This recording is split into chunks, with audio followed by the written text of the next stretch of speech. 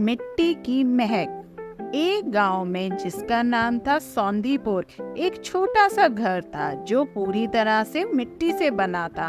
उस घर में रामू और उसकी पत्नी सीता रहते थे।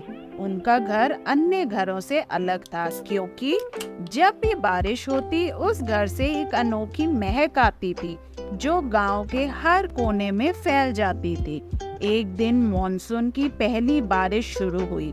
गांव के लोग अपने अपने घरों में दुब के बैठे थे, लेकिन रामू और सीता अपने मिट्टी के घर में बैठे बारिश की बूंदों की आवाज का आनंद ले रहे थे। जैसे ही बारिश तेज हुई, मिट्टी के घर से एक सुगंधित महक उठी जिसने पूरे गांव को मोह लिया। गांव के बच्चे जो बारिश में खेलने के लिए बाहर निकले थे, अचानक रुक गए और उस महक का पीछा करने लगे। वे सभी रामू और सीता के घर के पास आकर खड़े हो गए। बच्चों की हंसी और खुशी ने माहौल को और भी जीवंत बना दिया। रामू ने बच्चों को देखकर मुस्कुराया और बोला, उन्हें अपने आंगन में बुलाया। बच्चों ने मिट्टी की महक का आनंद लिया और रामू से पूछा, चाचा, आपका घर इतना अच्छा क्यों महकता है?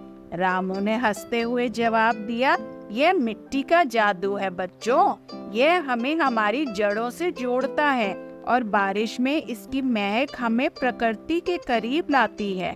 बच्चों ने उस दिन सीखा कि मिट्टी का घर सिर्फ एक संरचना नहीं, बल्कि प्रकृति का हिस्सा है जो हमें अपने मूल से जोड़ता है। कुछ ही समय बाद गांव के कई लोगों ने भी मिट्टी के घर बनाने शुरू कर दिए और जब भी बारिश होती, सौंदीपुर में मिट्टी की महक फैल जाती जो गांव के लोगों के दिलों को खुशी से भर देती।